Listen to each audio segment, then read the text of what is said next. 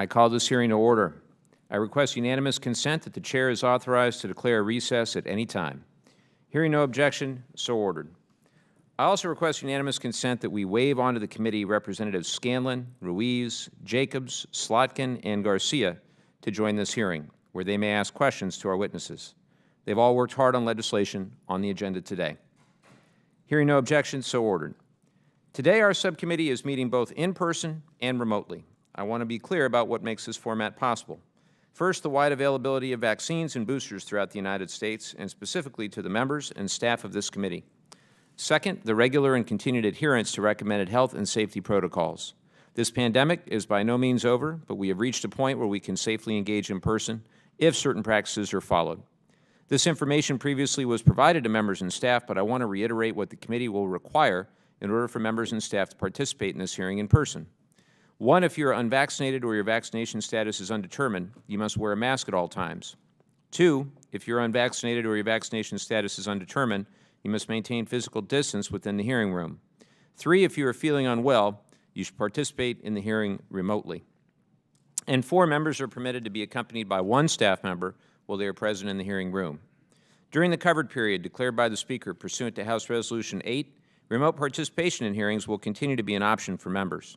For those members participating remotely, if you're experiencing connectivity issues, please make sure you or your staff contact our designated technical support staff so those issues can be resolved immediately. Members participating remotely must continue to remain visible on camera for the duration of their participation in the hearing unless they experience connectivity issues or other technical problems that render the member unable to fully participate on camera.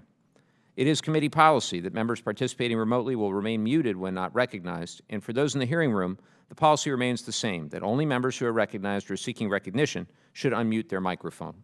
This is out of courtesy to all members on the committee, and so that background noise does not interfere with another member who is recognized to speak.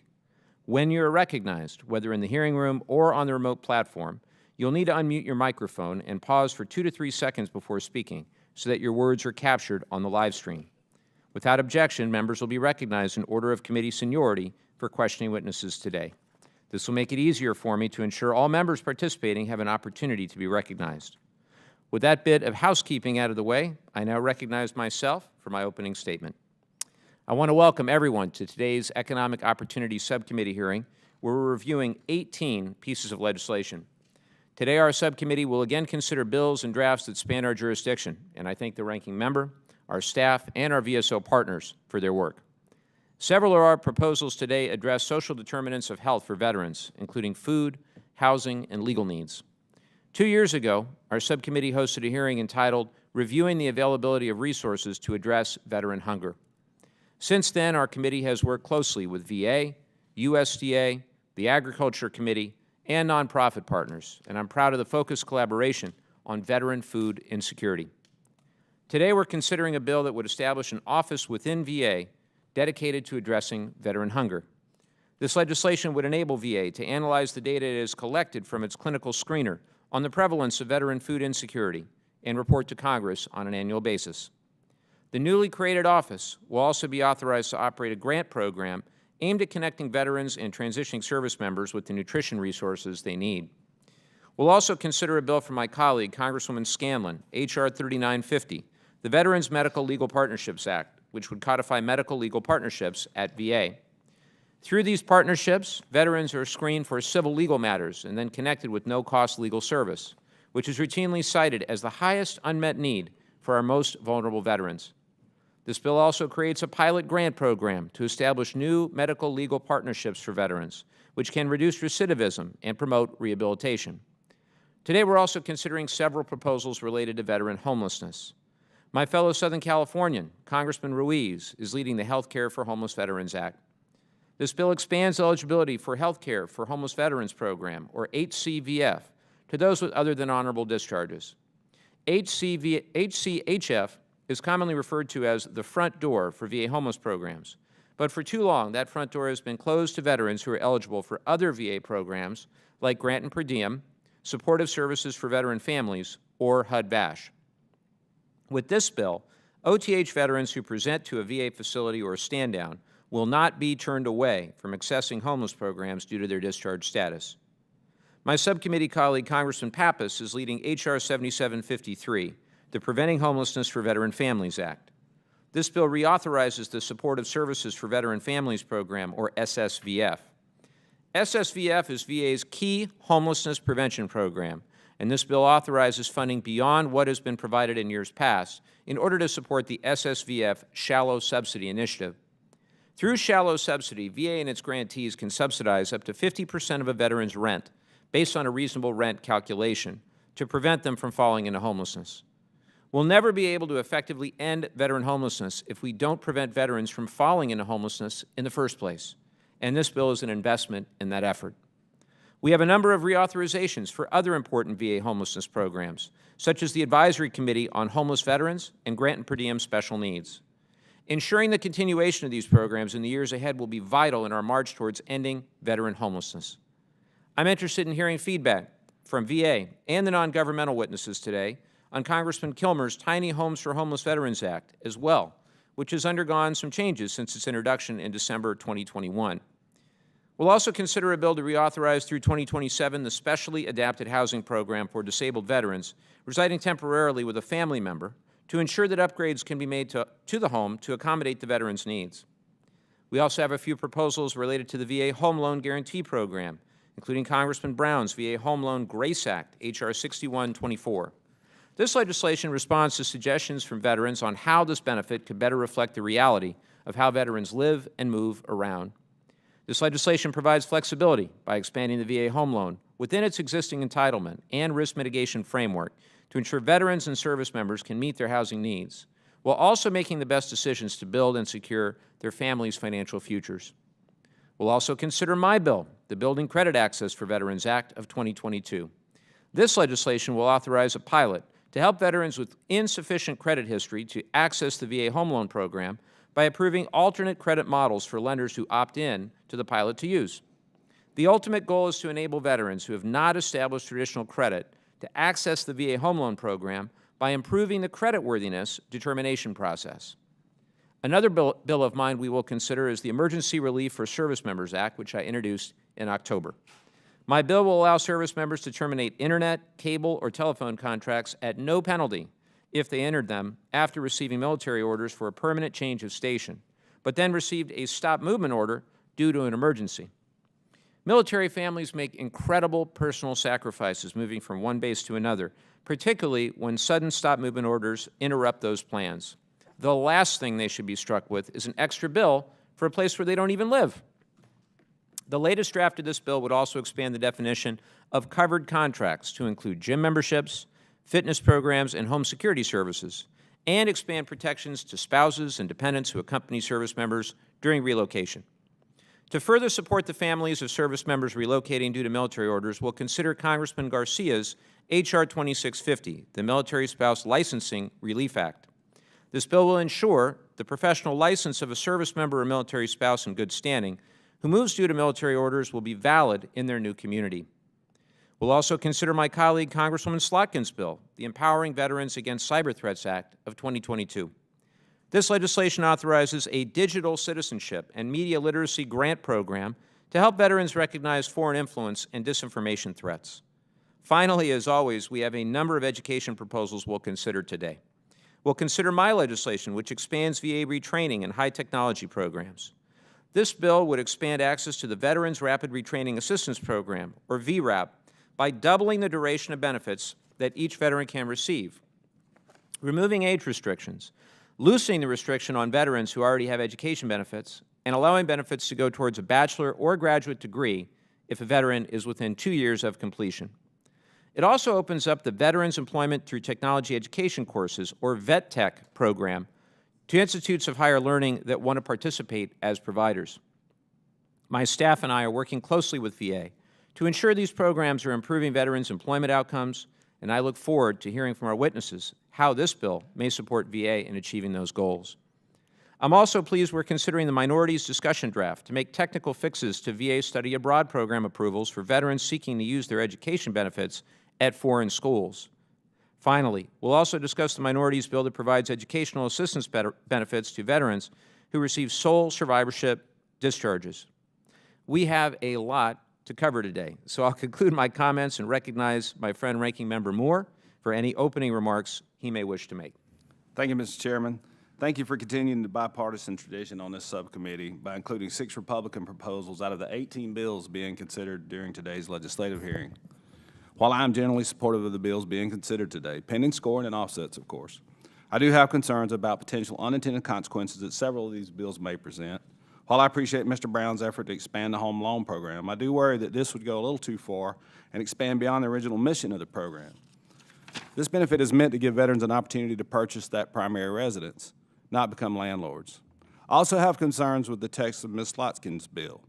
While I'm sure we can all agree that educating veterans about safety online is a good thing, I'm not sure if the VA should be funding these community grants. I believe the Department of Homeland Security should be making funding decisions, as I don't know if the VA has the knowledge or the ability to make these decisions. I want to briefly comment on the GOP bills that are on the agenda today. First, I am supportive of Ranking Member Bost, H.R. 7735, the Improving Access to the VA Home Loan Act of 2022. This bill would direct the VA to examine the regulations regarding the use of minimum property requirements and appraisals in the home loan program. The VA home loan program's no money down mortgage has helped millions of veterans purchase a home and own a part of the American dream. Unfortunately, as we discussed oversight hearing on the home loan program earlier this year, many veterans have found that the VA loan program is not competitive in today's hot mortgage market. As interest rates continue to rise, it will be important for the VA to examine their processes and see what can be done to reduce the timeline of closings. I know that Mr. Bell and the VA home loan staff are working hard to modernize these procedures, and I hope that this legislation will help them complete their already great work. I thank the mortgage bankers for their advocacy in this proposal and for being here today. I also want to mention I'm supportive of the GOP bills being considered to include Mr. Joyce's bill that would extend full post-9/11 GI Bill benefits to service members who have been discharged under the DOD sole survivor rules. Mr. Cawthorn's bill that would amend the Service Members Civil Relief Act to help military spouses choose which state to claim their permanent state of residence for tax purposes. Mr. Garcia's bill that would amend the Service Members Civil Relief Act and make it easier for active duty spouses to maintain professional license when they move to another state on military orders. The draft bill that would make it easier for veterans to use the GI benefits to participate to study abroad in programs.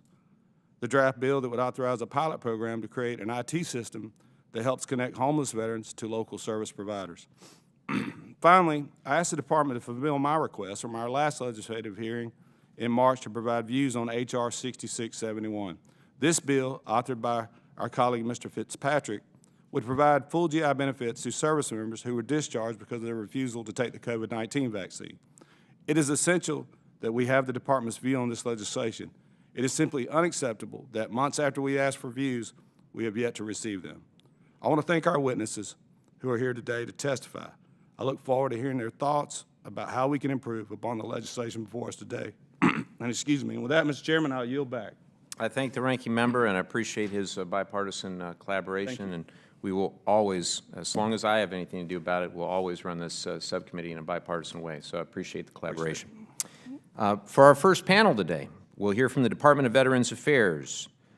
Hopefully they're on. I think they are. Hello there. First, we have Mary Glenn, Acting Executive Director of the Education Service for the Veterans Benefits Administration. Good morning.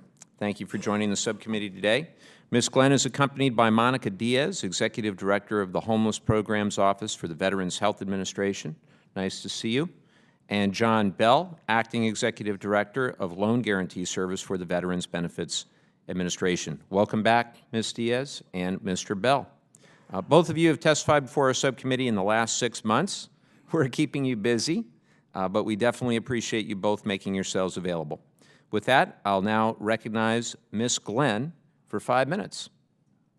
Thank you, sir. Good morning, Chairman, Ranking Member Moore, and other members of the subcommittee. Thank you for the opportunity to appear before you to discuss pending legislation pertaining to programs and services offered by VA. Accompanying me today are John Bell, Acting Executive Director for the Veterans Benefits Administration's Loan Guarantee Service, and Monica Diaz, Executive Director for Homeless Programs and Clinical Services at the Veterans Health Administration. Mr. Chairman, with 18 bills on the agenda, I will just cover a few in my oral statement. We are glad to support H.R. 6124, the Home Loan Grace Act, which would increase the maximum amount of the home loan guarantee entitlement available to certain veterans and make other changes. Despite our strong support for this bill, VA believes there are a couple of potential unintended effects. We have highlighted these concerns in our written testimony. While these concerns do not affect VA's support of the bill, VA does appreciate the opportunity to draw the committee's attention to them. I wanted to share with you that since my colleague, Mr. Bell, testified before this committee, VA has continued to improve the competitiveness of this valuable earned benefit. Over the last 6 months, appraisal timeliness has decreased by 1 full business day to 10.8.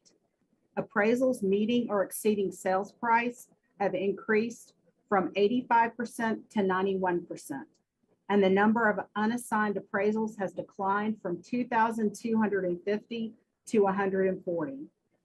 Other bills we support would make impactful changes to VA's program by expanding VA's authority for its Health Care for Homeless Veterans program, increasing the appropriation for supportive services for very low-income veteran families, and extending VA's authority to provide adaptations to the residence of a family member of certain disabled veterans. VA would also support the Improving the VA Home Loan Benefit Act of 2022 and the draft bill to provide eligibility for educational assistance under the post 9/11 GI Bill to certain individuals who receive sole survivorship discharges if these bills were amended. There are other bills on the agenda that raise concerns, including the draft bill to expand the VRAP and Vet Tech programs. Although VA supports the provision that would expand the Vet Tech program to allow participants to pursue a degree at an institute of higher learning as long as the program does not lead to a degree, VA has significant concerns with the VRAP provision and does not support this bill as currently drafted. Let me explain why. The proposed changes in Section 1A would fundamentally change the requirements of VRAP just months away from December 11th, 2022, the last day students may begin training under VRAP. These changes would generate confusion for beneficiaries and create new administrative burdens for educational institutions and VA. The change to authorize VRAP benefits for programs leading to a degree within 24 months of enrollment is particularly problematic. VA does not currently collect, store, or track information on the pursuit of degree programs in terms of allowable months of enrollment for completion. Finally, it is unclear as written whether the changes in Section 1A, such as the increase from 12 months to 24 months of benefit entitlement, should be applied retroactively to include VRAP beneficiaries currently pursuing a program and individuals who have been issued a certificate of eligibility but have not yet begun pursuit of a program, or if it would only apply to new applications received on or after date of enactment. VA is willing to discuss these matters further and provide technical assistance if desired. Mr. Chairman, this concludes my testimony. My colleagues and I are prepared to respond to any questions you or other members of the subcommittee may have. Thank you. Thank you, Ms. Glenn. With that, I'll recognize myself for 5 minutes to begin the question portion of the hearing. And I want to start out, Ms. Glenn, with what you just said about VRAP. As I think you know, I've been meeting with the Education Service on a quarterly basis to ensure that we fully utilize the $386 million appropriated by Congress for VRAP to retrain veterans before the program expires this December. And I think, as you know, when we created this program and funded it, the idea was we'd train up about 17,000 plus veterans. Your testimony notes that making the changes proposed in my draft bill to expand VRAP before its expiration, as you say, would generate confusion and create new administrative burdens. But I think you also know that absent any changes, VA is currently on track to return a substantial portion of the program's funding to the Treasury, where it's not going to help veterans. And that is unacceptable. The status quo is entirely unacceptable. And I hope you're going to agree with me that it's unacceptable. And if you do, I want to hear from you what alternate solutions, what productive solutions would you suggest in order to improve participation? Because what you're doing is not working.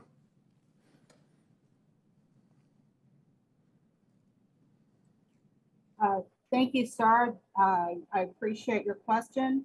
I can tell you that we are doing everything we can to increase participation in VRAP. As you know, we had a public service announcement campaign that is still ongoing and will be ongoing through mid-summer. We have seen an uptick in applications since that public service campaign began at the end of February. There are several things that we are looking at to increase participation. One of the issues with the bill, though, is the fact that the sunset date for the end of the bill remains at December 11th, 2022. You did expand the scope of participation in the bill quite a bit. And our concern is that we would be able to get the applications changed and get the information out to veterans to let them know about the expansion of the scope prior to December 11th, 2022. To give So I get it, but rather than running out the clock and sending the money back to Treasury, let's work collaboratively and let's try to help the veterans as this was intended. That's what I'd like to see. And I'm going to need your partnership and collaboration in the weeks and months ahead. I want to see benchmarks. I want to see goals, not just saying we're going to run out the clock and send the money back to Treasury in December. That is not acceptable. So I'll move on. Mr. Bell, I'd like to discuss the Building Credit Access for Veterans Act. I understand that few, if any, VA home loans are obtained using more financially inclusive alternative credit scoring models, even though thousands of commercial lenders routinely use such alternative models when processing other types of loans. How many VA home loans during the past 3 years involve veterans whose credit approval was generated using an alternative credit scoring model that utilized rent, utility, and other payment history data that diverges from the conventional scoring model? Thank you, Chairman Levin, for that question. And the answer is around 9%. That is the problem with the credit scoring models as VA sees them, is we see them as closed loans. We're not able to see and really track and monitor, because we don't have an automated underwriting system that tells us where the veteran makes application through the process of getting a closed loan. So what we do know is that 9% are the loans that were not approved eligible, that had a manual underwrite, and in that manual underwrite, a full look at all credit availability is there, including rents and non-standard utilities, things that are not coming up on the credit bureau. So 9% is the quick answer to that, sir. Thank you. Your testimony on the legislation asserts that a pilot program is unnecessary, but considering that more veterans aren't benefiting from alternative credit scoring models, isn't enactment of this legislation exactly what we need? Isn't it fully justified to maximize the number of veterans who can leverage this important federal program and achieve home ownership? Yes, sir. What we want to do is continue to work to understand the complexity of instead of forcing a product or solution out there for lenders, what we have normally done is allow them to choose what credit model they want to choose. They can choose an alternative credit model now. There's nothing that prohibits them from doing that, especially, and as a matter of fact, we encourage that, sir. But we certainly can work with the committee to understand how that would better serve our community, our veteran community. But they have that ability now. Well, I would certainly encourage you to work with the committee to build mutual understanding of the need for this legislation. Let me just ask one final question on the topic of VA home loans, and specifically Ranking Member Boss improving access to the VA Home Loan Act. Can you provide any data on how long it takes to get a VA appraisal as compared to a traditional appraisal? So there's not an industry standard data point of a comparison between the appraisal management companies versus our fee panel. What we do have is, of course, how VA performs. VA performs an appraisal in 10.8 business days. We've seen a dramatic increase since I was there in December in the ability to hit that sales price for veterans, where we increased from 85 to 91%. But there's not a standard way at this point in time to compare VA timeliness versus the industry timeliness. Thank you, Mr. Bell, and I'm out of time, so I'll recognize the ranking member for his questions. Thank you, Mr. Chairman. Mr. Bell, I understand your perspective that the 90-day time frame for a VA review appraisals rules would be tough to meet. Would you be more supportive of a bill if the VA has maybe 180 days or what? I mean, even up 365 days to complete this review? Yes, sir. So on the basis of looking at the appraisal process as a whole, VA certainly submits that there are things that we want to do to align ourselves into today's market. And so to do that, we want to make sure that we're not rushing into making decisions that are going to hurt downstream, especially as we look back to how that fee panel has served us through the Great Recession and those other times that we ran into significant financial problem and impact. So we certainly are looking at the full appraisal process. It's just getting from a regulatory standpoint, getting something out in that short of amount of time basically pulls all of our staff into working on that instead of concentrating on getting into the benefit, and that's what our concern is, sir. Yeah, I understand. So if 90 days time frame is a little tough on appraisal rules, what would you recommend us shoot for, 180 days? I mean, do you have a number of days that you think are workable? It would depend upon the how that is presented. If you want this in a regulatory format, which we think that in looking at the entire process of the appraisal, we might have to move some things into that, or we could do a phased approach from a policy standpoint. There are items such as relooking at the minimum property requirements and drilling those down into specific minimum property requirements on how they affect the appraisal, as well as things like desktop and where that fits in the waterfall approach of the appraisal. There are some things that we are going to be able to do in 90 days. There's some things we're going to be able to do in 180 days, but that regulatory framework is what extends that time frame. Yeah, I understand, and I understand sometimes too the VA requires the guy to have two handrails, where in some cases it's one handrail, and so there's some things I think we can do to help expedite the process, and we're certainly willing to help with that. And so I need to ask Ms. Glenn a question while I'm on here, if segue on the cybersecurity bill. Do you think the VA, this authority grant making process would be better completed by the Department of Homeland Security? In essence, does the VA have the knowledge base on how to provide these funds? Sir, we don't have anyone on the panel who can answer those questions, so I will be happy to take them back for the record. Okay, thank you. Mr. Bell, back to you, yes, then. Can Yes, you sir. please tell us more about the potential unintended consequences of enacting the GRACE Act?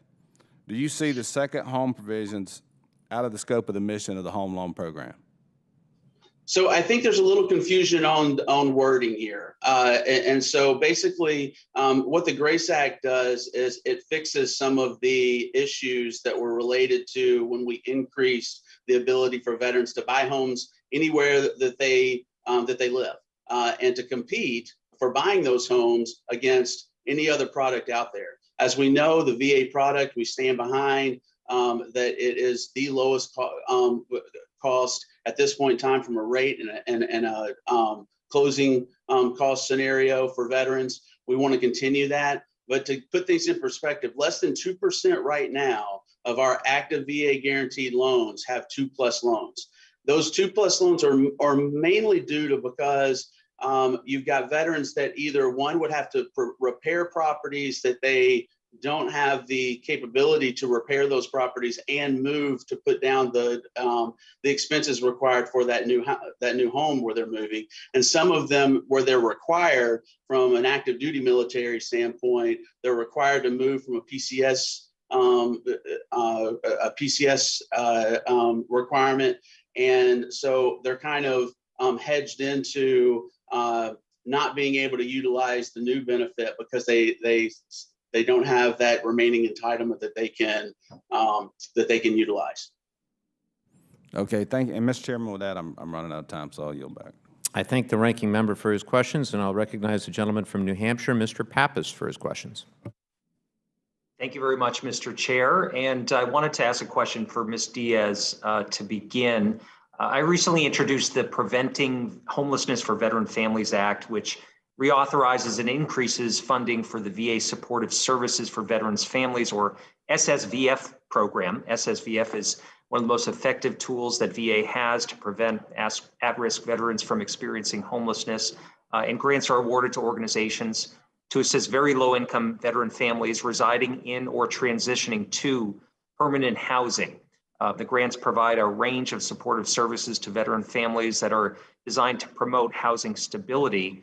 And in 2019, as you know, VA built on the success of SSVF and introduced the Shallow Subsidy Initiative, which was targeted to veterans residing in areas with a high cost of living and provided up to 35% of their rent. Most notably, the shallow subsidy amount doesn't change regardless of increases or decreases in the veteran's household income or rent during a 2-year period. And I think the program's been successful. It's aided thousands of low-income veterans and their families and helped them find permanent housing of their own. Last year, VA expanded that program nationwide and increased the subsidy to a maximum of 50%.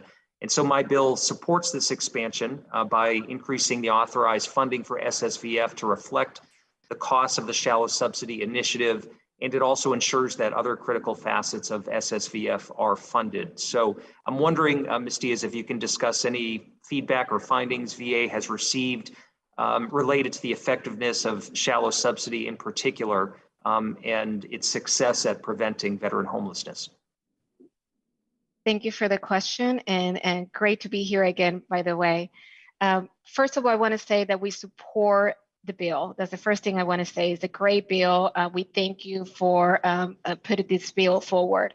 As you very well stated, better than I could state it myself, the shallow subsidy entails all the aspects that you already mentioned. We are tracking very closely the shallow subsidy performance. At this moment, we only can see improvement on those. We're doing a data analysis for this year and then later on provide that data more comprehensively. But so far, what we have seen is that veterans and families, this is the beauty of this program, it's not only veterans, but their families and dependent are actually getting benefit from the subsidy, especially in high cost areas like you mentioned.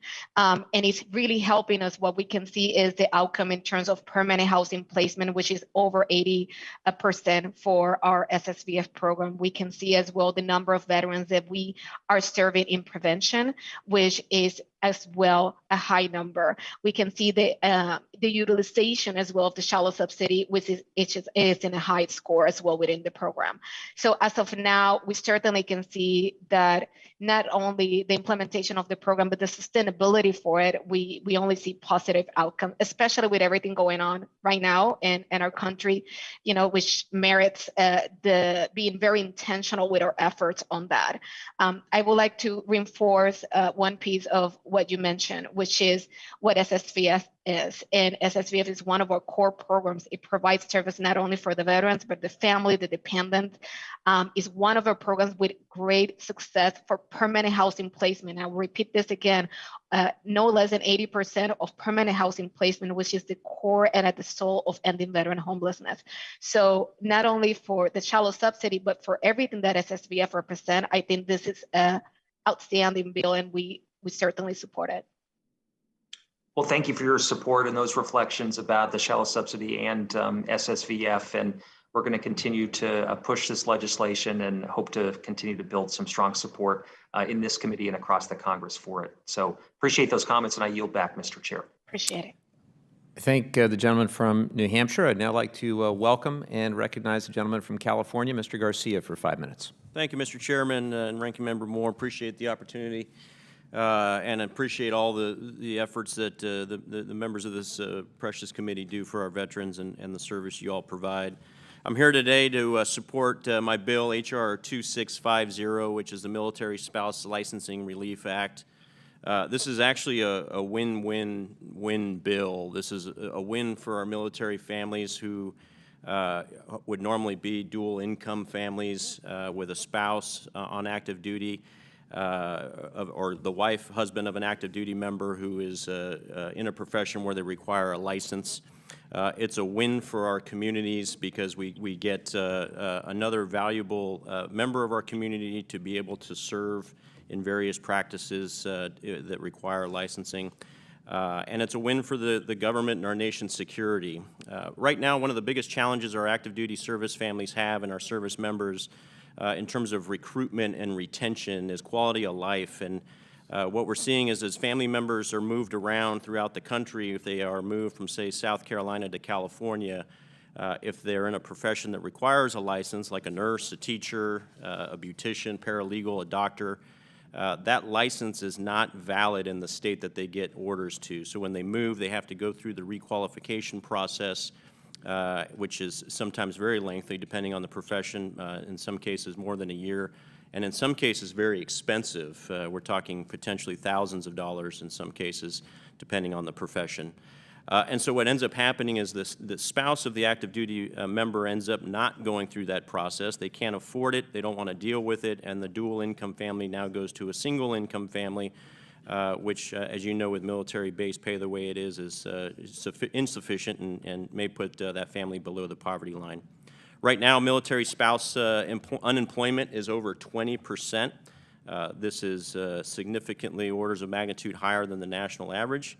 And as many as 34% of our military spouses on active duty, members, work in some form of field or profession that does require a license. So this would simply allow the spouse to cross-deck that license from one state to another. It's similar to what we do for our active duty families in terms of driver's licenses. It's a pretty straightforward approach to this. There are obviously efforts going on right now within various states for reciprocity. Those conversations are moving, frankly, too slowly. We're losing family members. We're losing active duty members, having a hard time retaining talent because of this.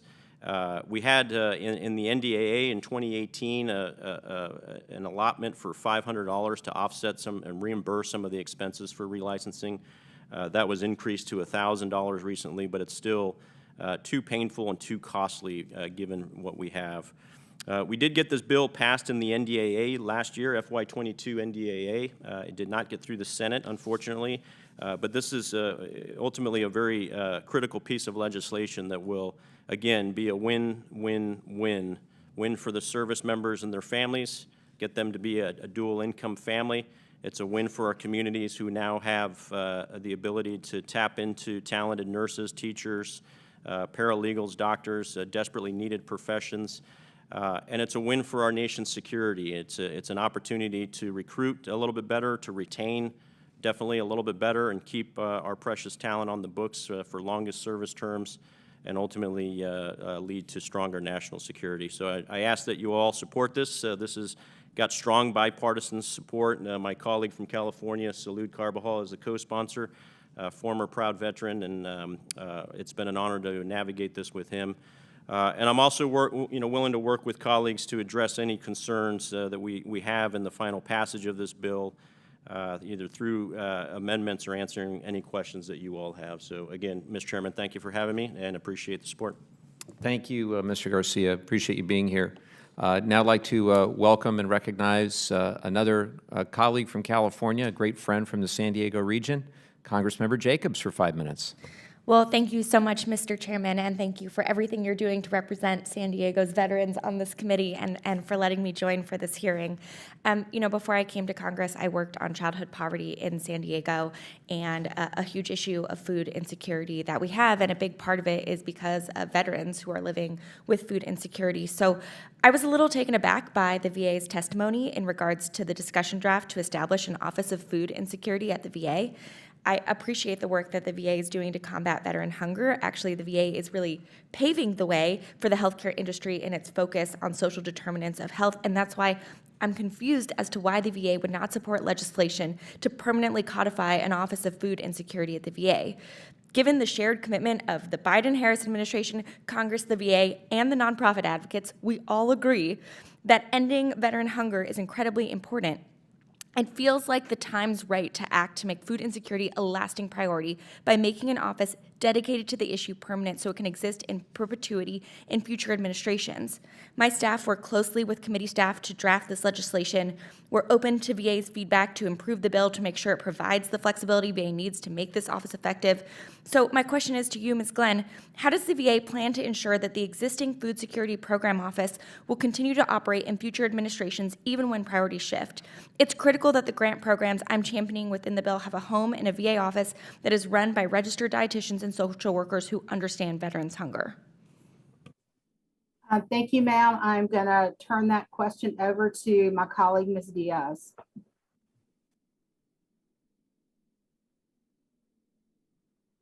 Hi, Ms. Glenn. I will turn it over to VA homelessness zone. I have the Food Insecurity Office, but we can ask if VBA doesn't have the answer to that question, we can certainly take it for the record.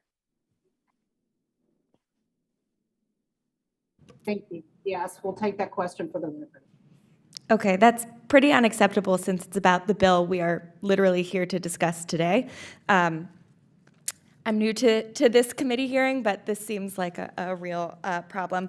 I guess a follow-up question, the grant program that I'm championing in this bill, can any of the witnesses discuss why working with the community partners to develop systems to connect veterans experiencing hunger is critical to addressing their food insecurity?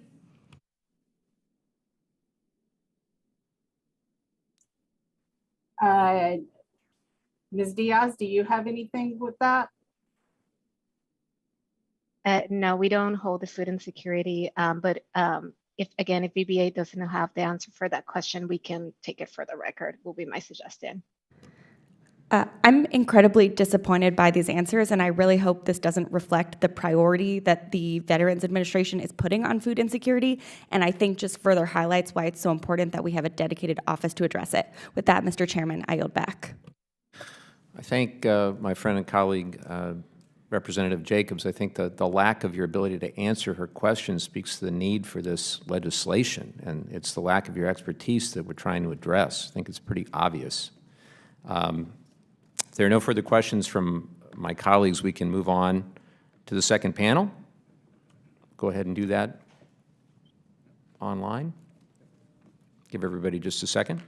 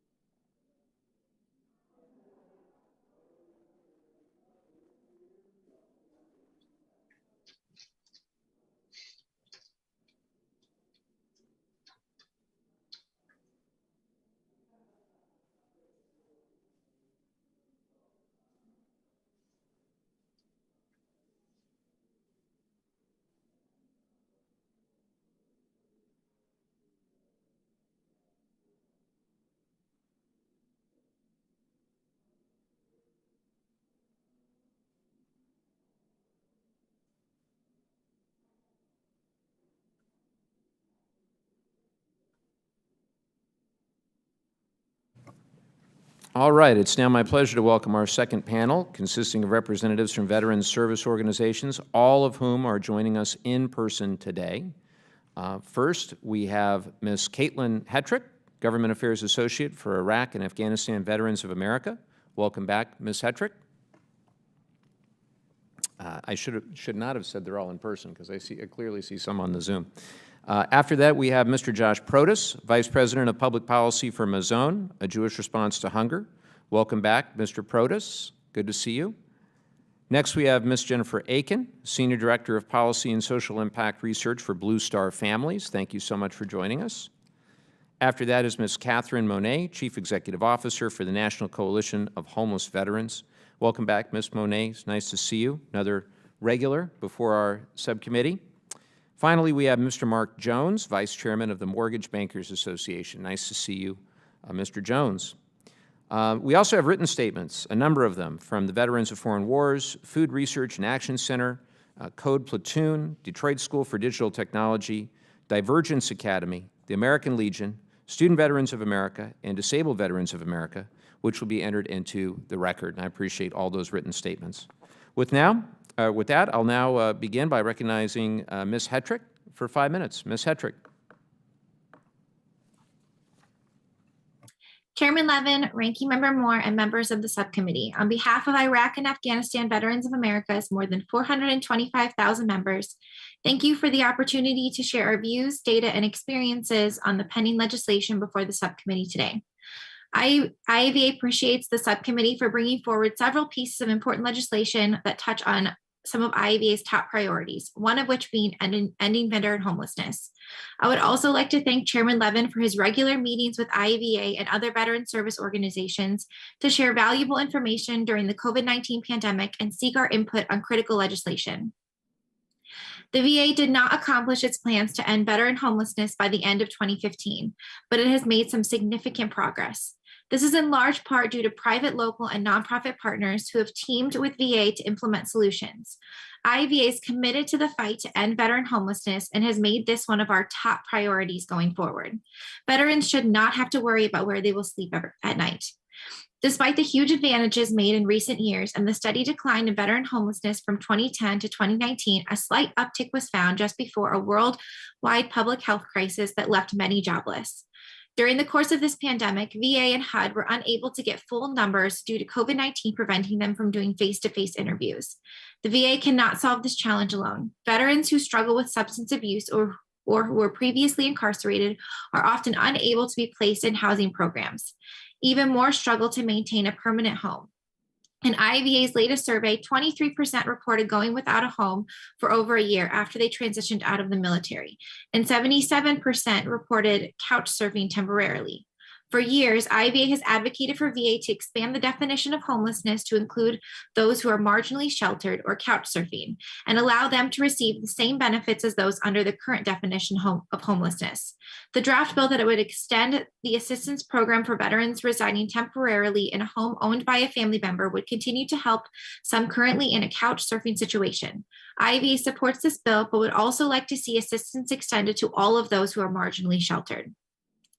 IAVA's Quick Reaction Force is a concierge veteran empowerment program helping veterans navigate an often complex roadmap to quality-free services. Since the beginning of 2022, 62% of inquiries were for emergency financial assistance related to getting basic needs met, like housing, food, and utilities. A study in 2012 found that 27% of U.S. veterans of the Iraq and Afghanistan wars experienced food insecurity. And these numbers are even higher for marginalized veterans. In our most recent survey, 21% of our members stated that they had some level of difficulty covering their basic necessary expenses with their current monthly income. The draft bill that would establish an Office of Food Insecurity at VA could help VA adequately address hunger among veterans and their families. While IAVA is waiting further testimony from VA on their capacity to implement this office, we are intrigued by the provision that requires the Secretary to collaborate with the Secretary of Agriculture and the Secretary of Defense to develop materials related to food insecurity for the TAP program curriculum and other transition-related services. Our most recent survey shows that 35% of IAVA members felt that they were not prepared to manage their finances immediately upon transition out of the military, and creating more transition-related services could assist those that might experience food insecurity and better equip them and their families upon leaving. IAVA also supports the draft legislation that would provide homeless veteran outreach services for those that have received an other than honorable discharge. Homeless veterans sometimes are also struggling with mental health conditions, many of which have gone undiagnosed. A study in 2018 found that 76.7% of homeless veteran participants had at least one prior diagnosed mental health disorder. The number is estimated to be higher due to those that have not been diagnosed. IAVA has long advocated for ensuring that the entire veteran population have access to quality and timely mental health care, regardless of discharge status, combat experience, or component. As it is estimated that a high number of homeless veterans experience mental health disorders, providing homeless outreach services would be a coupled effort to see all veterans find adequate housing. Once again, IAVA would like to thank you for holding a hearing that focused heavily on the topic of veteran homelessness. As we are seeing an increased cost of living across the U.S., it is of utmost importance that we keep this issue at the forefront of our minds. We must continue to fight for our veterans that struggle to find adequate housing, as well as work to get in front of this issue. If prices continue to rise at this rate, many more may find themselves worrying about keeping a roof over their heads, and VA needs to be prepared to assist. Members of the subcommittee, thank you for the opportunity to share IAVA's views on these issues today. I look forward to working with the subcommittee in the future. Thank you, Ms. Hedrick. Appreciate your testimony as always. I now recognize Mr. Protas for 5 minutes. Chairman Levin, Ranking Member Moore, and distinguished members of the committee, thank you for the opportunity to testify before you today on behalf of Mazon. My name is Josh Protas, and I'm proud to serve as Vice President of Public Policy for Mazon, a Jewish response to hunger. Inspired by Jewish values and ideals, Mazon is grounded in a central belief: regardless of a person's circumstance, no one deserves to be hungry. For nearly a decade, we have led national efforts to call attention to and address food insecurity among America's veterans and military families. Even before COVID-19, an estimated 11% of working-age veterans lived in a food insecure household, and food insecurity rates among low-income veterans were upward of 22%. The rates of food insecurity and other measures of economic hardship trend significantly higher for subsets of the veteran population that have unique challenges, including female veterans, Native Americans, and other veterans of color, and LGBTQ+ veterans, though more robust research and targeted interventions are desperately needed. Abby Liebman, Mazon's president and CEO, first testified about this complex crisis before the House Committee on Agriculture more than 6 years ago, shining a light on the unique circumstances facing low-income military families and veterans. She proposed thoughtful, low-cost, bipartisan policy solutions, most of which sadly remain unrealized today. Just last month, the GAO published a report about food insecurity among veterans. It offers a helpful summary of what the federal government has started, but more importantly, it highlights that much more must be done to address this crisis. Mazon's efforts and the solutions we advocate for are grounded in the unique realities of the veteran population. For many veterans who struggle with food insecurity, they often avoid calling attention to their situation due to stigma or shame. One veteran that I've come to know is Narcissus, a U.S. Army combat veteran and single mother who's raised 3 sons. When she returned to civilian life after her military service, Narcissus struggled to secure stable employment and became homeless. She could not afford food for herself and her family, which took an enormous mental toll. At one point, Narcissus contemplated suicide. Fortunately, John, a member of the local Rotary Club, reached out to offer compassion and help and connect her to services when Narcissus was at rock bottom. This small act of humanity stopped the cascading challenges that kept dragging her down. I also want to remind the committee of Tim, the Navy veteran whose story I shared with this subcommittee 2 years ago. Tim experienced a work-limiting injury and lost access to SNAP and then his housing. He survived a brutal year of homelessness in Maine, going days without food and sometimes resorting to catching squirrels to eat. Federal nutrition programs like SNAP must be central to any conversation about food insecurity in America, particularly for our veterans. An estimated 1.2 million veterans receive SNAP, but this only tells part of the story. Recent studies show that only 30% to 41% of food insecure veterans living in SNAP-eligible households are actually enrolled in the program. This is often because they don't know about SNAP, they don't think that they would be able to qualify, and they're reluctant to apply due to persistent stigma and shame. This significant SNAP participation gap among veterans is staggering and unacceptable. Food is literally within reach, but left on the table for hundreds of thousands of low-income veterans. There is simply no excuse for this shameful situation to persist. Issues like hunger, housing, and healthcare must be considered as interrelated, not in a piecemeal fashion. Committing to address these issues holistically will help ensure that our service members have a smooth, dignified transition and enjoy fulfilling lives that honor the magnitude of their service to this country. An unhoused veteran is more likely to be food insecure. A food insecure veteran is more likely to experience mental health, chronic illness, substance abuse, or even suicide challenges. And a veteran experiencing mental illness or substance abuse is less likely to be employed and have stable housing. And thus, the vicious cycle of injustice repeats for Narcissus and for Tim and for millions of the veterans who bravely serve this country.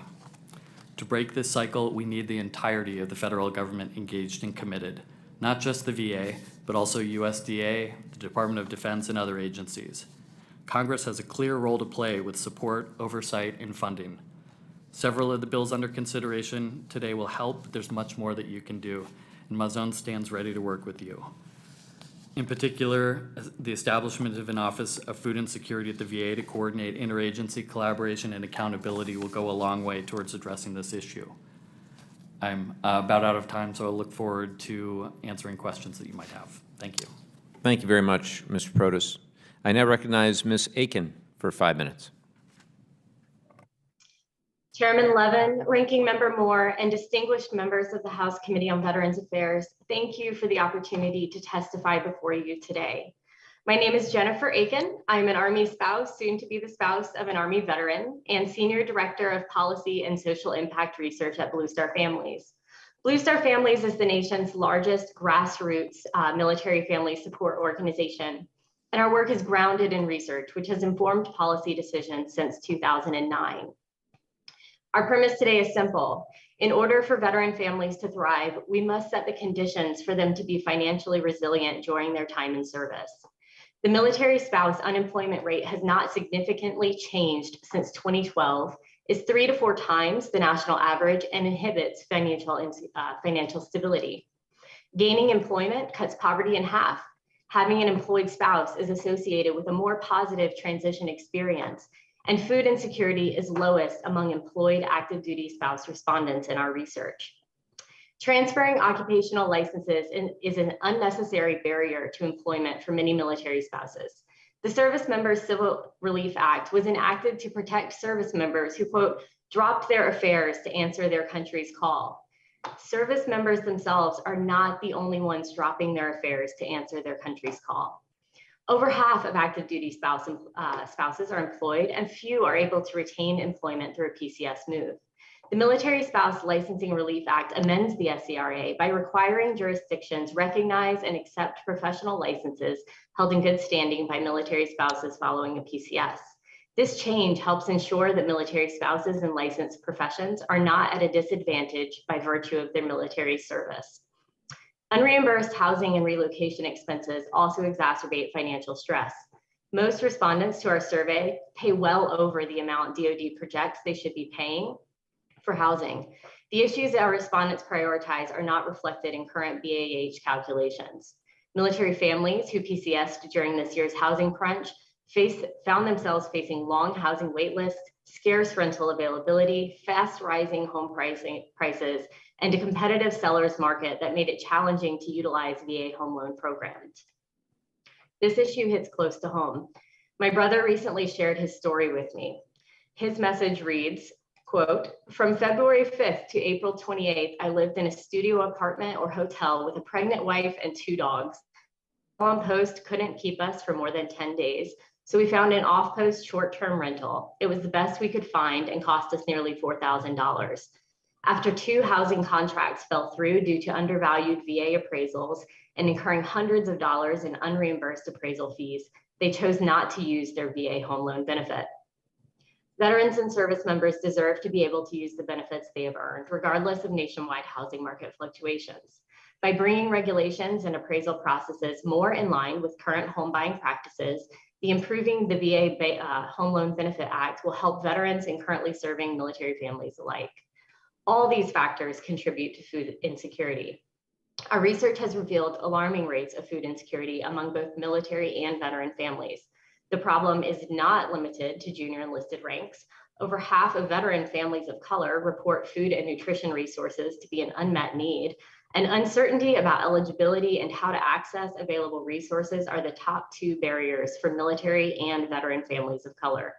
Establishing an Office of Food Insecurity within the VA would address these challenges by connecting veterans with food resources and increasing understanding and collaboration at the local level.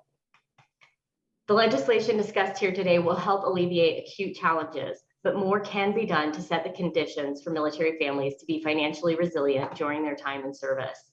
For example, Congress can pass the BAH Restoration Act and the BAH Calculation Improvement Act to reduce out-of-pocket housing costs for military families. Work with DoD to ensure military families have more control over when and where they relocate. This would allow them to make decisions that support their family's overall financial stability and may require a reconsideration of current up or out talent management policies. So supporting a fixed period of federal student loan deferment for military spouses would also help alleviate burdens for those who have to leave a job in order to relocate on military orders. No one solution will solve the myriad financial challenges military and veteran families face. However, this discussion helps move the needle. I would again like to thank the distinguished members of the committee for inviting Blue Star families to testify today and for their continued attention to military and veteran family issues. I'm happy to answer your questions. Thank you very much, Ms. Aiken. I now recognize Ms. Monet for 5 minutes. Chairman Levin, Ranking Member Moore, and distinguished members of the Subcommittee on Economic Opportunity. Thank you for the opportunity to offer our views virtually today. My written remarks offer only views for legislation which could impact efforts to prevent and end homelessness among veterans and their families.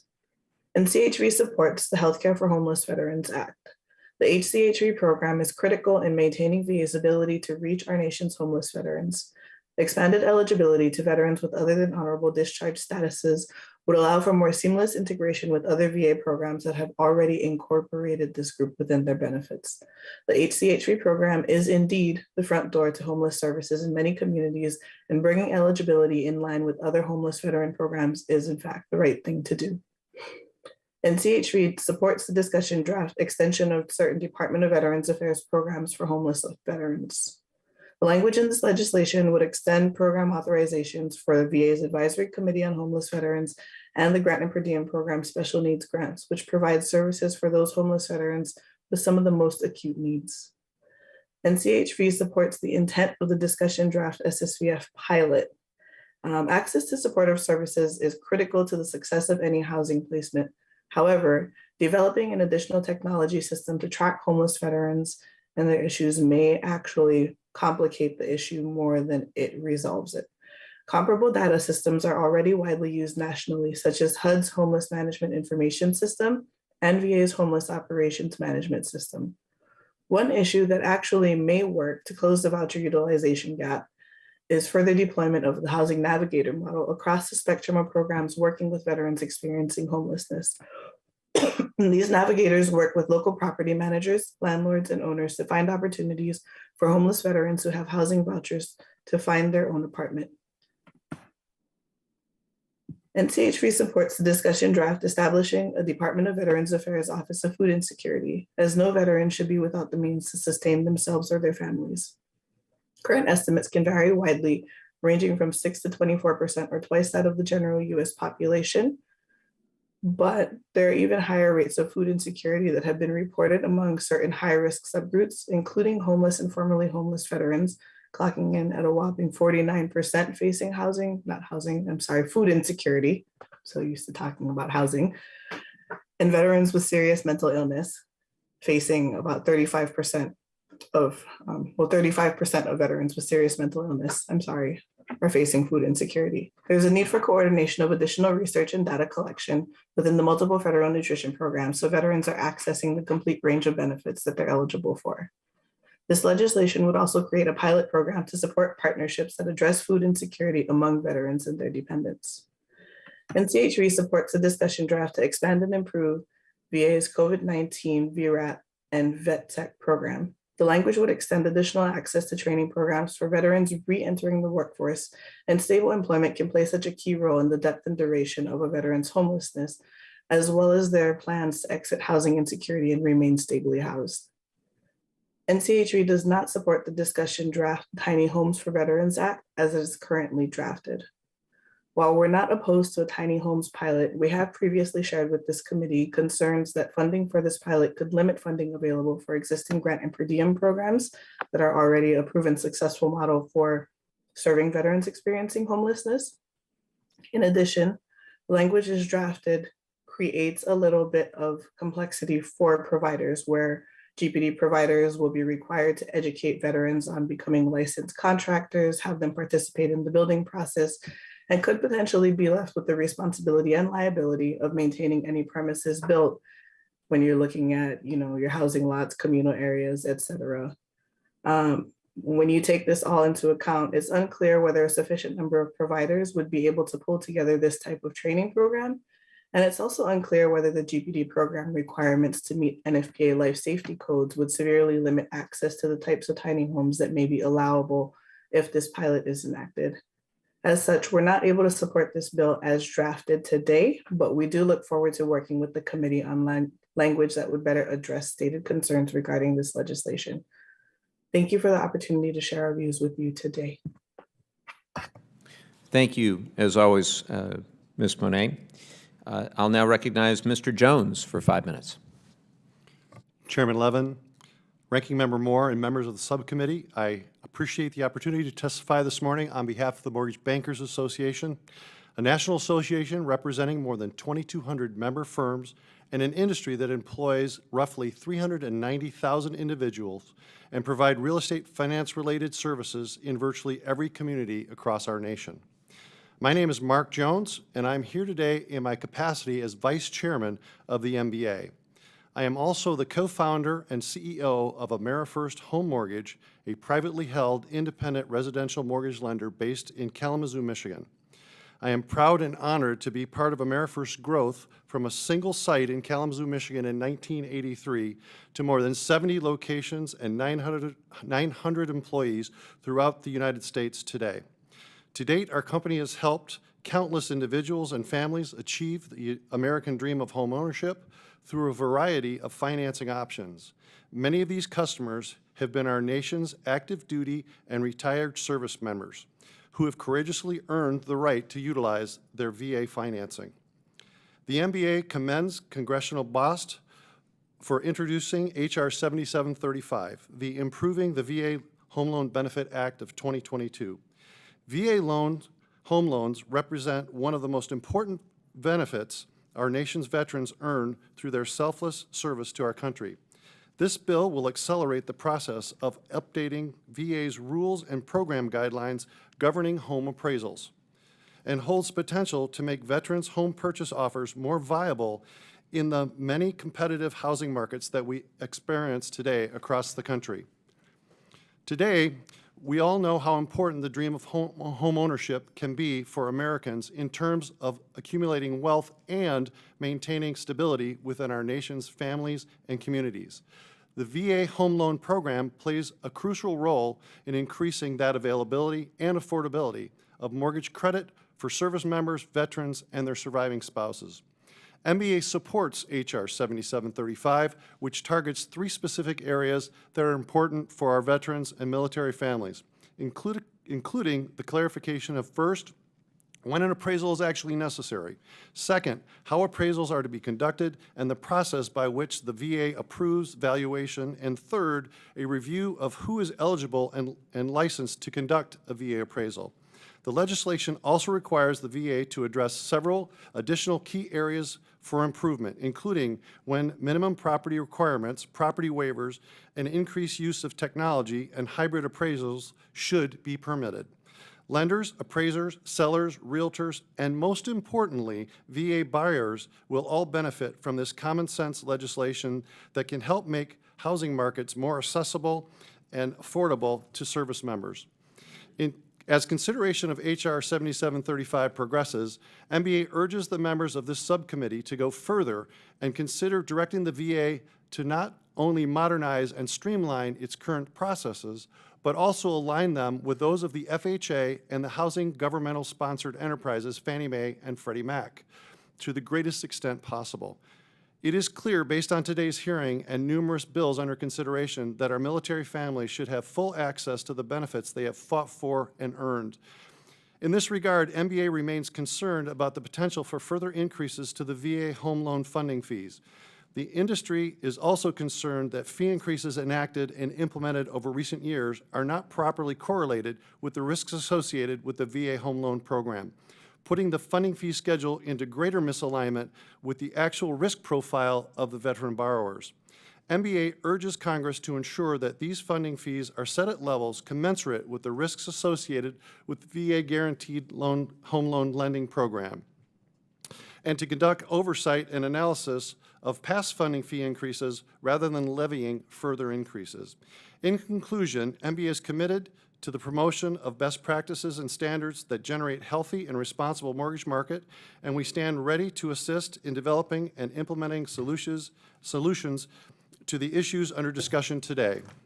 Our industry looks forward to working with the subcommittee and the administration to develop practical solutions that will improve the VA home loan program and create a system that is more modern, effective, and accessible for all participants in the real estate market, especially active duty and retired service members. Thank you again to Ranking Member Bost for introducing H.R. 7735, and I thank you for the opportunity to testify as a part of this panel this morning, and I look forward to answering any of your questions. Thank you very much, Mr. Jones. With that, I'll recognize myself for 5 minutes to begin the question portion of the hearing. Ms. Aiken, I'll begin with you. Blue Star Families did some great work early in the COVID pandemic to examine the impacts on military families. Can you discuss the financial impacts of the Stop Movement Order on military families who are in the middle of permanent changes of station? Absolutely, and thank you for the question. In the early weeks of the pandemic, in fact, the first 10 weeks of the pandemic, we were able to stand up a continuous polling effort. As part of that, we immediately saw that the Stop movement was really affecting military families in a few ways. Many were losing deposits on homes. They were losing utility deposits. Many of them lost their homes altogether because they had already been promised to another incoming individual, and now they were no longer needing to leave it.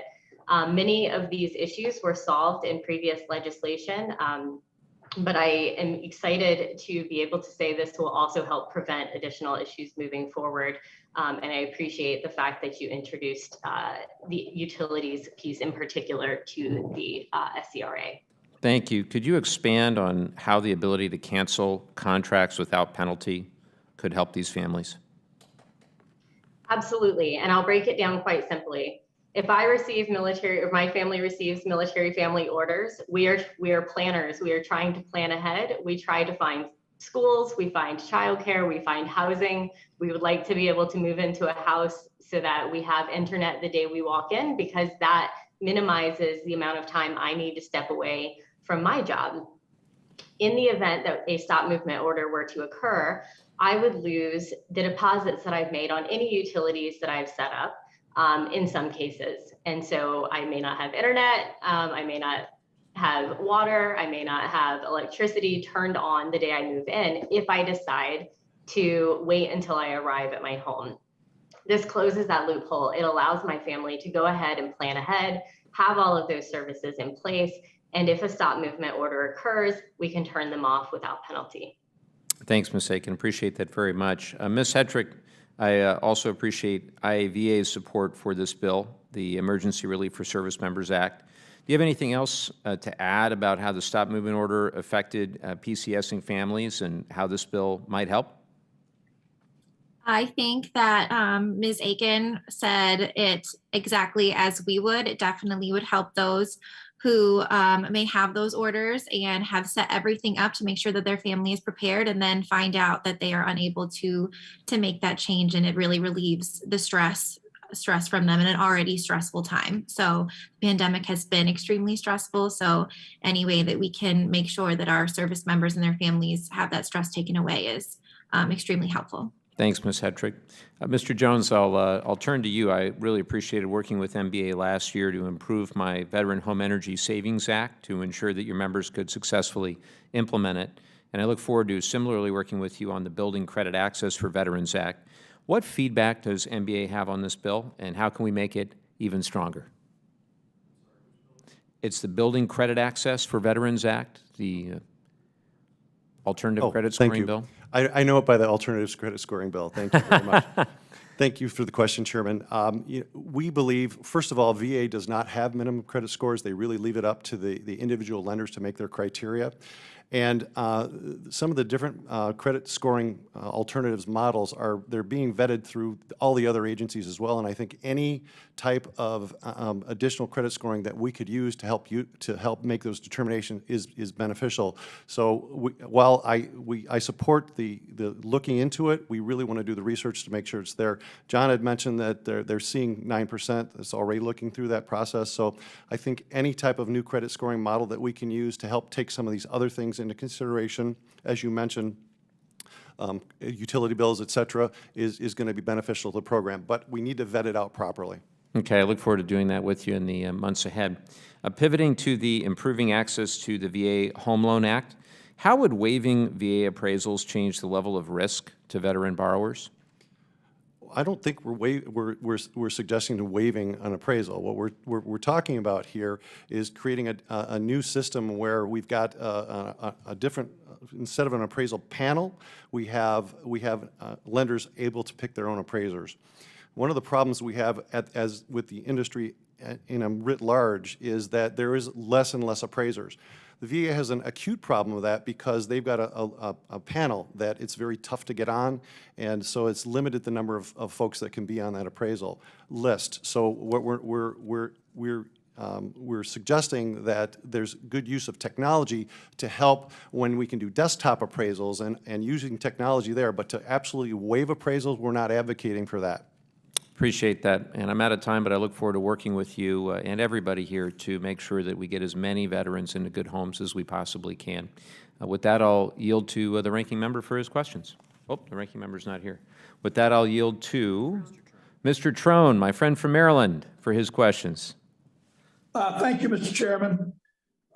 This subcommittee continues to make really good common sense changes that are going to improve the lives of our vets across the country. I mean, tackling these housing availability issues, food insecurity, access to credit, all issues have an immediate positive effect. I just want to thank you and the ranking member, be able to be proud to take part in advancing this whole set of 18 bills. Ms. Hetrick, thank you for your testimony in support of Congresswoman Scanlon's bill, H.R. 3950. The Veterans Medical Legal Partnerships Act. These are formal relationships between the attorneys and the VA medical facilities. These partnerships, lawyers will be able to train the healthcare teams to screen the veterans for unmet legal needs. Then the medical teams can refer them to the veterans' on-site clinics where attorneys provide pro bono services on a variety of legal issues.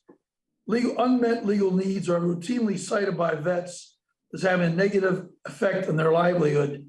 Could you talk a little bit about how these unmet legal needs pose a barrier to our vets' ability to thrive?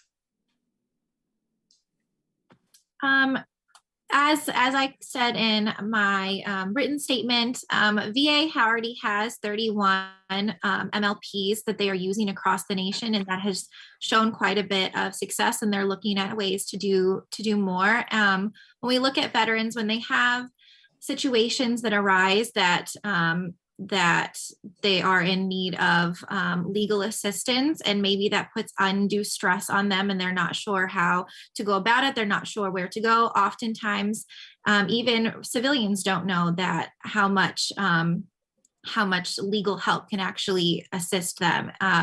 So implementing a program like this to help with these types of services can help a veteran take that stress off of them and help them focus on maybe some of the things that they're not focusing on as much.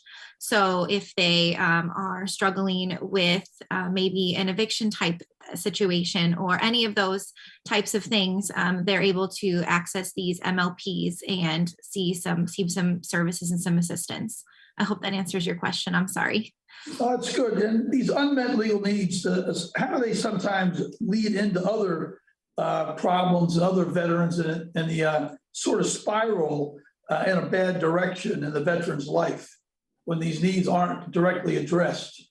I mean, so if these legal needs cause them undue stress, then they might push it off and decide, I can't deal with this right now. And then that can have an effect and eventually lead to potential homelessness if they're not able to pay certain bills, and then they have collections taken against them in those types of situations. Then MLPs can help to assist with negotiating that and helping to reduce maybe some of the fees and some of the amounts so that they're able to pay in a timely manner. And so that can then put them on a better track to getting back into a good space. What do you think is the most important barrier that this is going to remove? One area, if you had to pick, that where we really have our vets are put in a rough spot, and this is going to change that, what would that be? I think the removal of stress. Stress honestly causes so many issues with veterans and just humans in general. When we have a lot of stressors, sometimes it's hard to focus on the things that we have to focus on. And so if we know that we have this resource and we know that they're able to assist us with specific legal needs, then that can really remove some of the stress. We don't always know the ins and outs of certain legal situations. And so having that resource and knowing that we can turn to someone who does know the ins and out of these types of issues is a great way to remove that undue stress and know that we're receiving the assistance that we can. Now, you're dead on. We've got a huge mental health crisis in America, and our vets have already got extra difficulties and challenges from the things that they have to deal with every day. Then all of a sudden, a complexity of an area that's gray. It's not black, it's not white, it's gray, and they can't really cut through it. And so I think this bill is wonderful, and that it's going to help give them clarity. And as you said, that'll cut back on the stress for better mental health. So thank you very much, and I yield back, Mr. Chairman. I thank the representative, and I thank him for his great leadership on mental health issues in particular. Next, I'd like to recognize Ms. Slotkin for 5 minutes. Thank you, Mr. Chairman, and thank you to the ranking, who I know has departed, and to the VA and our VSOs for being here. Sorry to make you crane your neck over here. I apologize. So I just wanted to take a second to talk about a couple of issues that I'm very focused on. One is cybersecurity, and the other one is the spread of misinformation and disinformation. And I know that the bill that I've proposed on helping veterans combat, I guess it's called Empowering Veterans Against Cyber Threats Act, was talked about earlier when I wasn't here, and by the ranking member. There's some questions about jurisdiction between the VA committee and the Homeland Security Committee. Luckily, I'm on the Homeland Security Committee. I'm on the Cyber Subcommittee. So one way or another, we'll get this done. But I would posit that I believe where this belongs is in the Veterans Committee, because it is specifically trying to help our veterans educate themselves and protect themselves from basically the rampant cyber threats that are going on across the country. We know that every American is dealing with this, but our veterans can be particularly targeted by their veteran status. And I think that we have to acknowledge just how pervasive cyber attacks are. Sometimes from a state-directed actor, but more often than not for money, for ransomware, in order to gain someone's personal information for their own gain. I would just note that I had all the superintendents from my district, school superintendents, in Washington for a conference a month or so ago, and I said, raise your hand if the children's data from your K through 12 school has ever been attacked or an attempted attack. and every single superintendent put up their hands. About half of them had paid the ransom. So it's just kind of pervasive. And we know that veterans make a lot of decisions, like the rest of us, based on what they read online, what they see online, things like employment and health and wellness, family choices, engagement in the democratic process. It all comes, like the rest of the citizens, from what we see and around us in the world. And we know that social media has been a favorite target of foreign actors with misinformation and disinformation. All you have to do is look that now that Russia has invaded Ukraine, most cable companies in the United States have finally shut off RT, Russia Today, literally a propaganda TV program from the Russian government, paid for the Russian government, that you could get on American televisions, right? That's bonkers. So we were attacked, certainly we know going back to 2016 on this misinformation and disinformation. So what we're proposing is that we need a bill that helps in particular protect our veterans from these threats, educate them on the sort of standard cyber threat, which all Americans are facing, protecting their personal data online, but then also educating them around misinformation and disinformation. So this is why I plan to introduce this bill and make sure that our veterans are ready to face that threat in particular. And we can certainly work out the jurisdiction between my two different committees. I know that Ms. Aiken from the Blue Star Family organization has already supported the bill, and so I just wanted to maybe, Ms. Aiken, get a little bit of hum a few bars for us, if you would, about your perspective and your experience on how we can best equip our veterans to protect themselves, first against cyber threats and then against misinformation and disinformation. Well, most of our work around this is going to be from the military family perspective, but I think a lot of what you develop in military life carries on as you're a veteran or the spouse of a veteran. For us, we know from many of the reasons that you already discussed that military families are more vulnerable to fraud, financial fraud in particular. They're more vulnerable to cybersecurity threats. And one of the things that you didn't mention that is very sensitive to us is it's very important that we protect our online identity for operational security reasons. So in some ways, those help us, but in other ways, they do make us a more vulnerable population. In terms of mis and disinformation, we actually did see the effects of some of this very early on during the pandemic, right before the vaccine was released. We spent quite a bit of time polling our community to understand their intentions about receiving the COVID-19 vaccine. And we then invested quite a bit of time into helping dispel some of those myths and really empower military families with accurate information to make good decisions for their family. And I see that we're over time, so I will yield back. Thanks very much. Thank you, Representative Slotkin. I'll next turn to the ranking member who has returned for his 5 minutes. Thank you, Mr. Chairman. I had to step out for a couple of quick votes, so we were set up next door. But Mr. Jones, I want a couple of questions. Can you tell us how the VA's strict rules on minimum property requirements are making the VA product less competitive? Absolutely. Thank you, Ranking Member.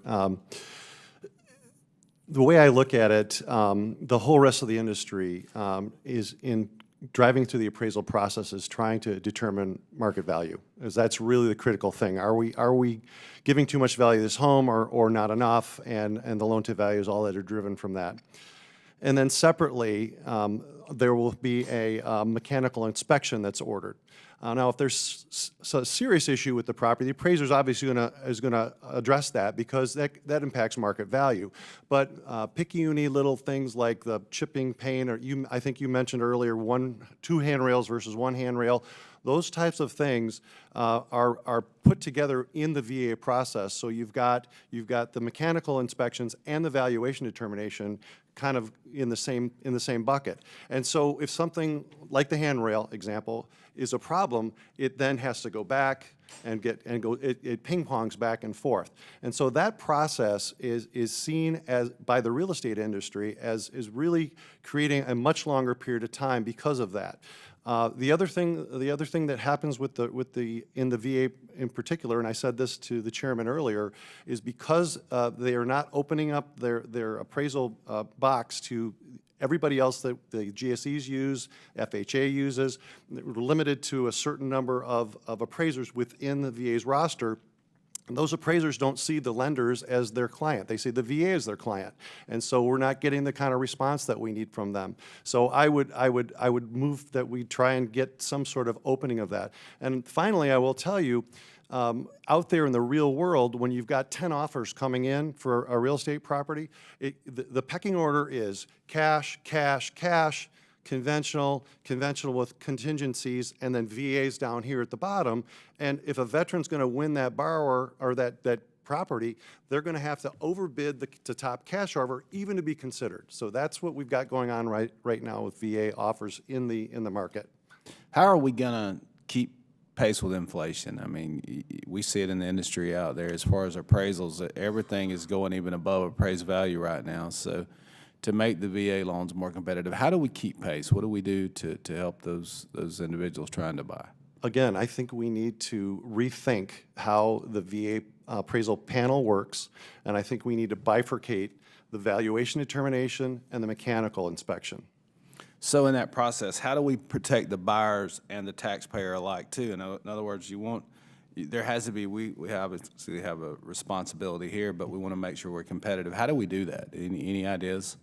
Well, I think the lenders hold a certain amount of accountability for the appraisal the appraiser that they're looking at, because our underwriters are evaluating the appraisals as well. And I think technology is also going to come into play and help us with some of this determination. So as far as protecting the veteran and protecting the VA, lenders are used to having this kind of responsibility with every other loan type. When I sell a loan to Fannie Mae or Freddie Mac, if my underwriter screwed up and made a mistake on determining whether the value was right based on the appraisal they got, it's coming back to me. We're big boys. That could happen. It should happen here if we screw up. But let us make that call, because I think we can do it better and more efficiently. So the rest of the industry has kind of handled the reliance on desktop appraisals and other options to address the delays. Are we embracing that some, you think, or a little slow maybe on desktop? I think we're in the process of, using technology kind of sparingly and kind of feeling as we go along. I think ultimately, with the data sets that the GSEs have, it will become more and more a part of doing business.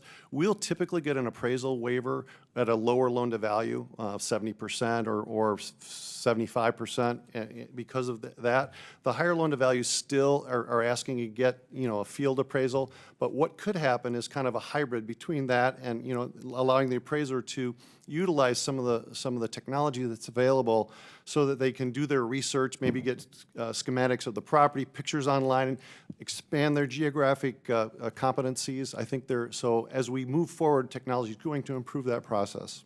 Good, thank you. And with that, Mr. Chairman, I'll yield back 15 seconds. Thank you, Ranking Member Moore. I'll now recognize Representative Scanlon for 5 minutes. Hi, thank you so much, Chairman Levine, and to my colleagues on this subcommittee for allowing me to join you today as co-chair of the bipartisan Access to Legal Aid Caucus. So I'm really proud that my bill, HR 3950, the Veterans Medical Legal Partnership Act of 2021, has been included in today's hearing to consider how we can better serve those who've bravely served our country. I'm sure I speak on behalf of my Republican colleague, Brian Fitzpatrick, when I say that we hope this bipartisan bill can move quickly through committee and go to the floor. Now, this committee knows all too well that veterans often face hurdles when trying to access the benefits they've earned. They have higher incidence of mental health, disability, and legal issues, and the combination of these social needs can negatively impact health outcomes for them and their families. Before coming to Congress, I had the opportunity to provide legal representation to veterans and service members in a variety of contexts, accessing VA and Social Security benefits, addressing homelessness, dealing with housing and medical issues, and even drafting wills and powers of attorney for veterans.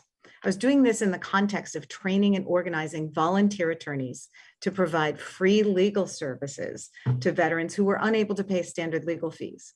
we invariably had more attorneys who were willing to provide these services than clients to receive them. One of the greatest hurdles we had was the difficulty in identifying eligible clients because veterans, much like Shakespeare and members of the general public, are often suspicious of lawyers.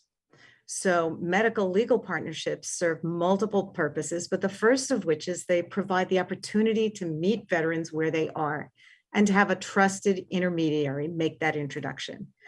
These medical legal partnerships, as has been described, are a holistic model that can integrate legal practice to address underlying social needs and create collaboration between legal and medical entities to facilitate solutions for veterans that might need any number of services. And we've seen similar results with partnerships with hospitals for children and other groups with specific needs.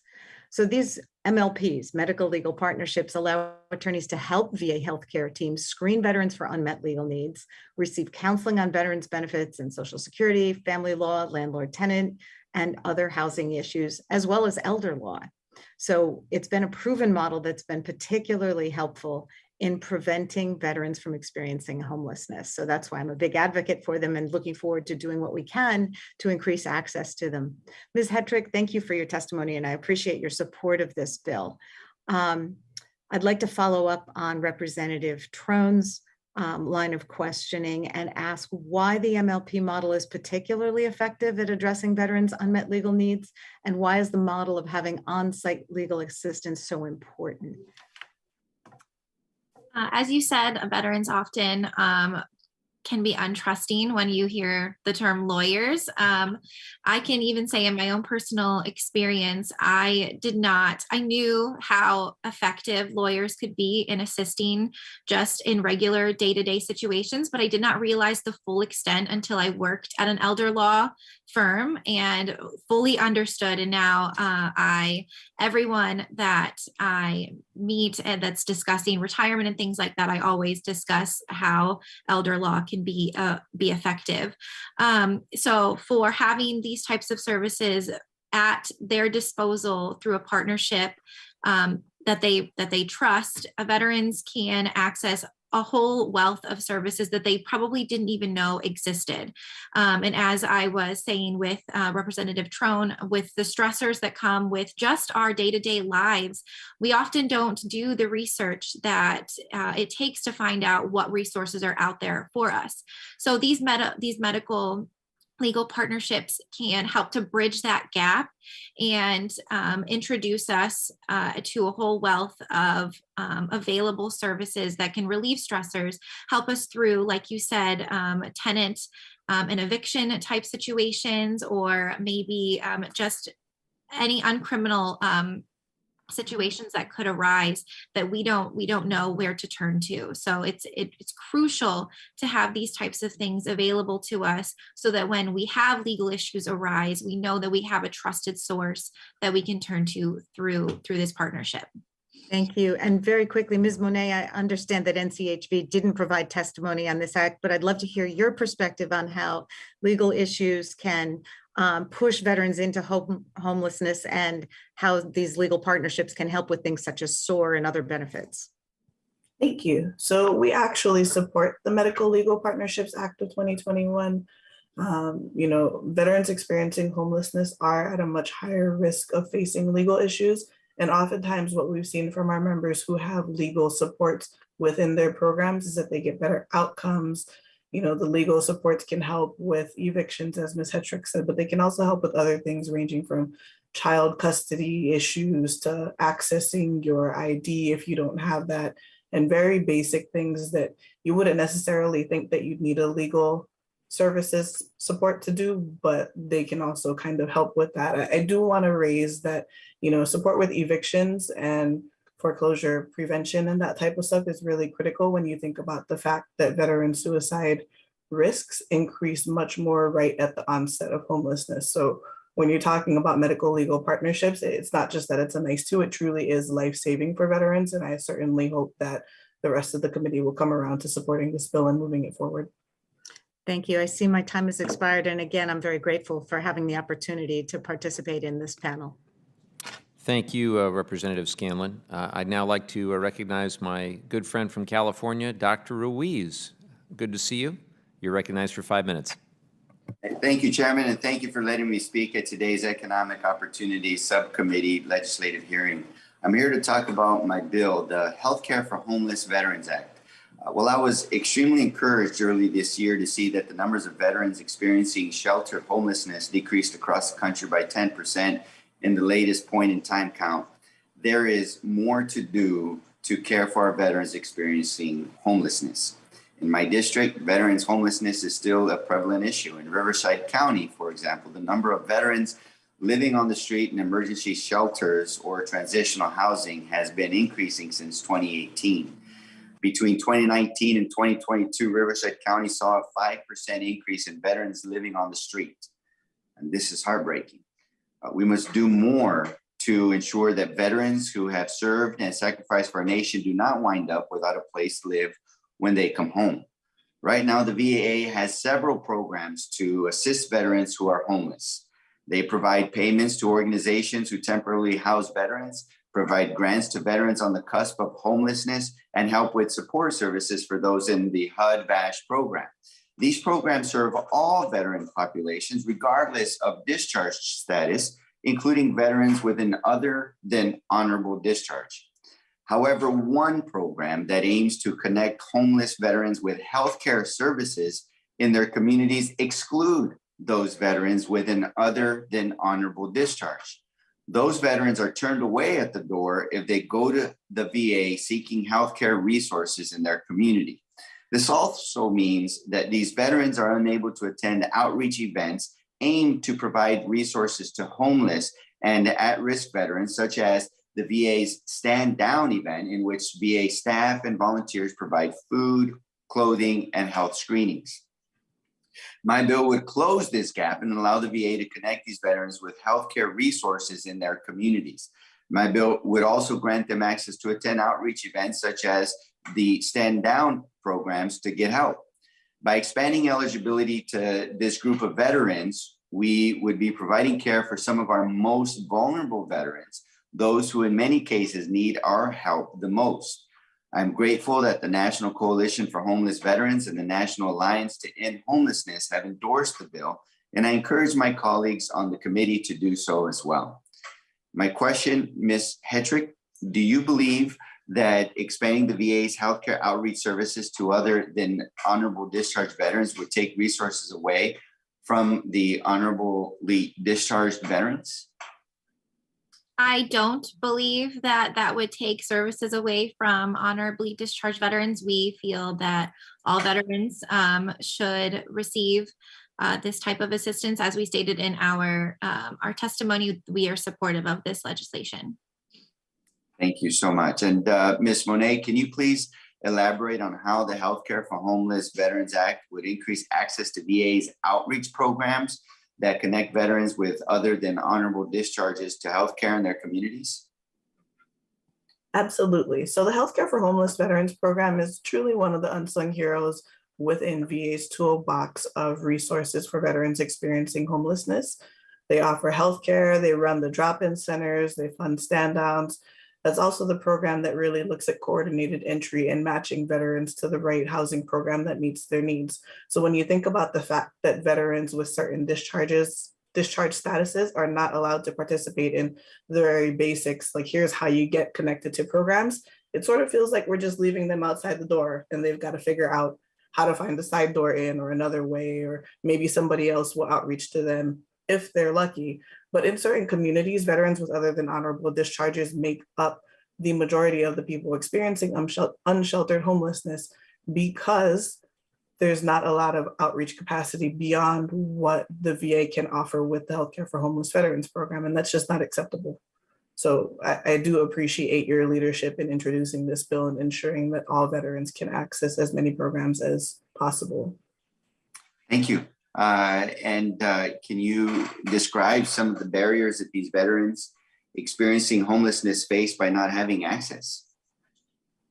Absolutely. I mean, I think outreach is one of the really big things, right? If you don't know what's out there to help you, how can you access services and support, right? And so when you think about the fact that VA's got all of these really great programs, but if nobody's coming to you and telling you about them, or maybe you don't know that they exist and you're out there talking to folks that maybe you're not connecting with, I mean, it really is the difference between cities having unsheltered encampments of people outside with no support and having people moving inside and accessing all of the benefits that our partners at VA and HUD can offer. So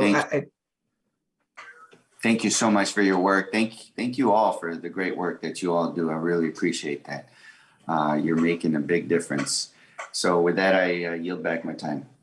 Thank you, Dr. Ruiz. Appreciate having you here. Appreciate all of our witnesses. If there are no further questions, we can bring this hearing to a close. All members will have 5 legislative days to revise and extend their remarks and include additional materials. Without objection, the subcommittee stands adjourned.